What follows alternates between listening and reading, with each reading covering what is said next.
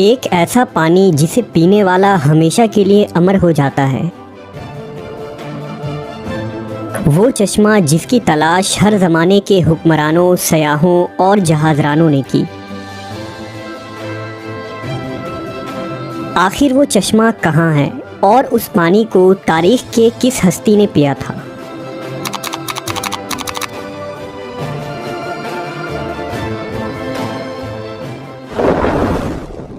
قدیم زمانے سے ہی محققین اور سیاحوں کا یہ ماننا تھا کہ زمین پر کہیں کسی مقام پر ایک ایسا چشمہ بھی موجود ہے جس کے پانی میں سبھی بیماریوں کو ٹھیک کرنے کے ساتھ ساتھ جسم کو امر بنانے کی قوت موجود ہے۔ دنیا کے الگ الگ تہذیبوں اور علاقوں میں آب حیات یعنی فاؤنٹین آف یوتھ نامی اس چشمے کا ذکر ملتا ہے۔ آب حیات کے معنی آب بقا یا وہ امرت ہے جس کے متعلق یہ خاصیت بیان کی جاتی ہے کہ جو اسے پیے گا یا اس میں غسل کرے گا اسے کبھی موت نہ آئے گی اور وہ شخص ہمیشہ جوان اور زندہ رہے گا۔ آب حیات کو آبشار، جھرنا، جھیل یا کسی تالاب کی شکل میں تصور کیا جاتا ہے۔ شروعات سے ہی دنیا میں کچھ ایسے لوگ رہے ہیں جو کافی امیر اور طاقتور تھے۔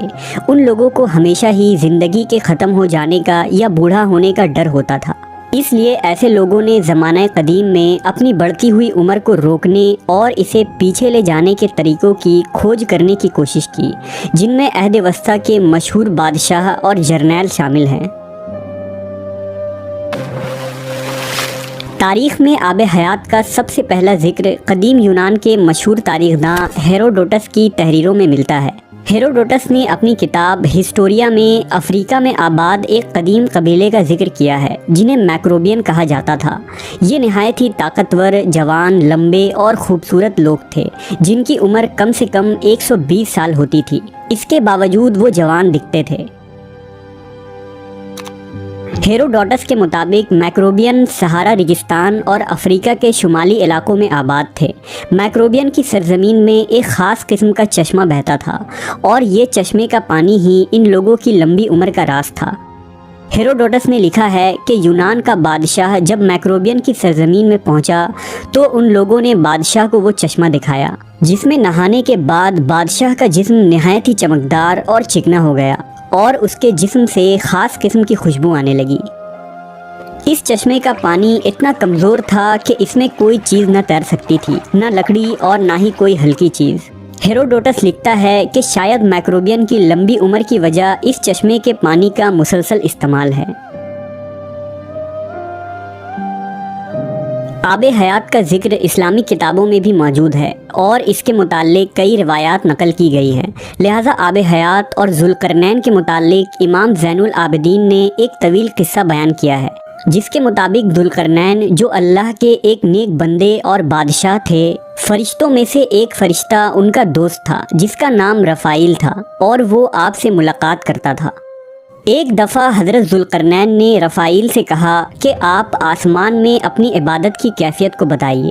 اس پر رفائیل رو پڑے اور کہا کہ آسمان میں ایسے فرشتے ہیں جو ہمیشہ حالت قیام میں رہتے ہیں، کبھی بیٹھتے نہیں، اور کچھ حالت سجدہ میں رہتے ہیں جو کبھی سر نہیں اٹھاتے، اور کہتے ہیں کہ اے پروردگار، ہم نے تیری عبادت کا حق ادا نہیں کیا۔ یہ سن کر ذوالقرنین رو پڑے اور کہا کہ اے رفائیل، میری خواہش ہے کہ مجھے لمبی عمر ملے تاکہ میں اسے اپنی رب کی اطاعت و عبادت میں لگاؤں۔ اس پر رفائیل نے کہا کہ اللہ نے ایک چشمہ پیدا کیا ہے جس کا نام آب بقا یا آب حیات ہے، جس نے بھی اس چشمے کا پانی پی لیا اسے کبھی موت نہیں آئے گی، یہاں تک کہ وہ خود اللہ سے اپنی موت نہ مانگے۔ ذوالقرنین نے پوچھا، کیا آپ اس جگہ کو جانتے ہیں؟ اس نے کہا نہیں، لیکن وہ چشمہ ایسی تاریک اندھیری وادی میں ہے جس پر سے کبھی کسی انسان و جن کا گزر نہیں ہوا ہے۔ چنانچہ ذوالقرنین نے تمام صالحین اور علماء کو اپنے دربار میں جمع کیا اور ان سے آب حیات کے متعلق دریافت کیا۔ تمام لوگوں نے کہا کہ ہمیں ایسے کسی چشمے کے بارے میں علم نہیں ہے، البتہ ایک عالم نے ذوالقرنین سے کہا کہ میں نے آدم کی وصیت میں ان وادیوں کے بارے میں پڑھا ہے اور یہ بھی سنا ہے کہ سام بن نوح کی اولادوں میں سے ایک شخص پیدا ہوگا جو اس چشمے کا پانی پیے گا، اور وہ چشمہ اسی مقام پر ہے جہاں سورج غروب ہوتا ہے۔ لہٰذا حضرت ذوالقرنین نے سامان سفر درست کیا اور چشمے کی تلاش میں نکل پڑے۔ حضرت ذوالقرنین نے اس سفر میں اپنے وزیر کو بھی ساتھ لے لیا تھا جن کا نام حضرت خضر علیہ السلام تھا، اور آپ ذوالقرنین کے خالہ زاد بھائی تھے۔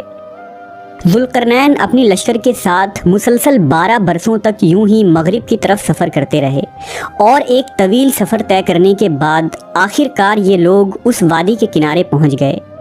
ذوالقرنین نے اپنے لشکر سے 6000 قابل ترین سپاہیوں کو لے کر اس اندھیرے وادی میں داخل ہوئے جن میں خضر علیہ السلام بھی تھے۔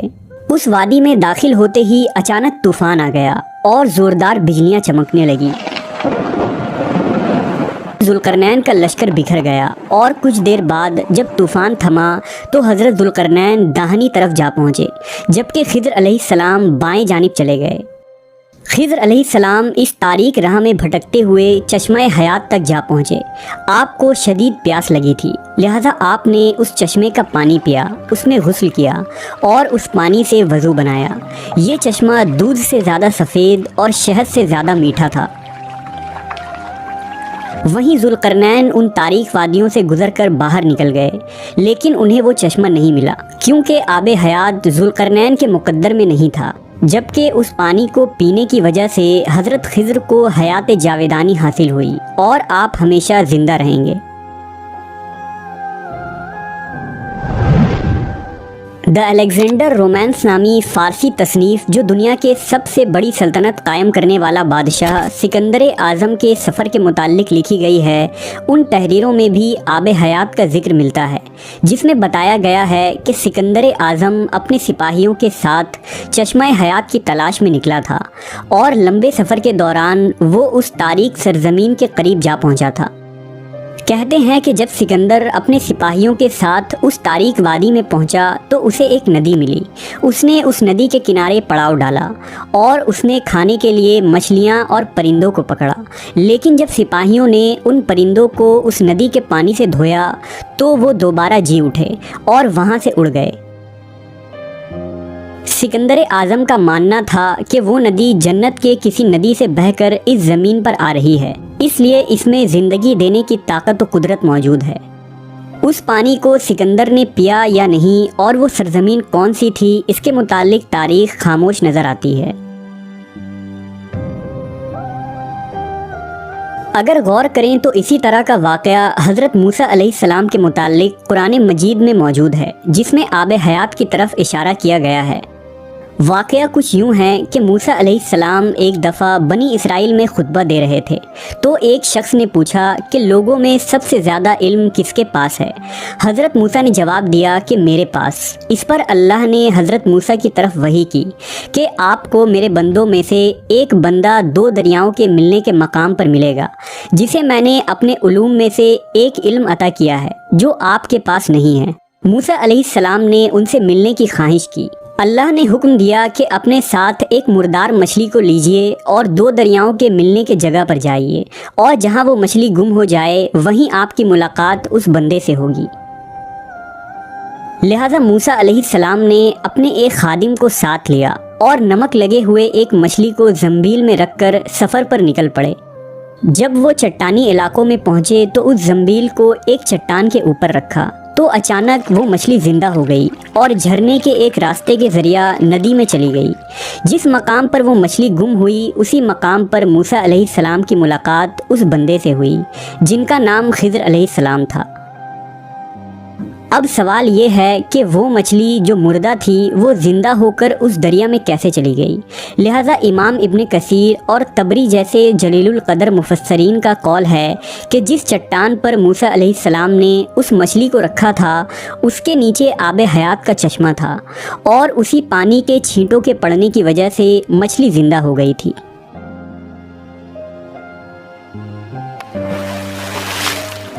اسی طرح ایک لاطینی سیاح جان مینڈیول کی کتاب دا ٹریولز آف سر جان مینڈیول میں بھی چشمہ حیات کا ذکر ملتا ہے، جس کے مطابق ہندوستان کے جنوبی علاقوں میں موجود کولام یعنی مالابار جزیروں میں ایک پہاڑی سلسلہ ہے، اور اسی مقام پر آب حیات کا وہ چشمہ موجود ہے۔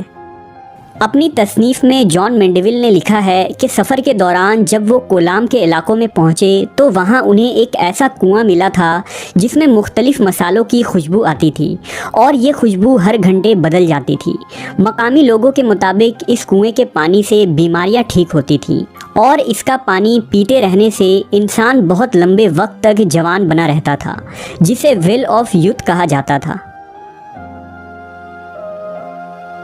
11ویں صدی میں آب حیات کی کہانیاں پھر سے تب مشہور ہوئی جب سال 1165 عیسوی میں پریسٹن جان نے بازنطینی بادشاہ کو ایک خط لکھا جس میں انہوں نے افریقہ کے ایک علاقے کا ذکر کیا تھا۔ ان کے مطابق ایتھوپیا کے قریب ایک واٹر آف فاؤنٹین یعنی چشمہ تھا جس کے پانی میں یہ خاصیت تھی کہ اس میں نہانے والے شخص کی عمر 30 کی ہو جاتی تھی، خواہ وہ کتنا ہی بوڑھا کیوں نہ ہو۔ چشمہ حیات کا ذکر انجیل کے کتاب یوحنا میں بھی ملتا ہے۔ یوحنا کے مطابق پھر اس نے مجھے بلور کی طرح چمکتا ہوا آب حیات کا ایک دریا دکھایا جو خدا کے تخت سے نکل کر اس شہر کے درمیان میں بہتا تھا اور اس دریا کے پار زندگی کا درخت تھا۔ کتاب یوحنا کے مطابق جو شخص بھی آب حیات کے اس چشمے میں داخل ہوگا اس کے جسم میں موجود ہر تکلیف اور ہر زخم ٹھیک ہو جائے گا۔ جبکہ ایک نظریہ یہ ہے کہ آب حیات زیر زمین یعنی انڈر گراؤنڈ دنیا میں موجود ہے۔ کئی سیاحوں نے زیر زمین دنیا کو کھوجنے کے دعوے بھی کیے ہیں، لہٰذا ممکن ہے کہ آب حیات زمین کے اندر کسی مقام پر موجود ہو اور تا قیامت اسے انسانی نظروں سے چھپا دیا گیا ہو۔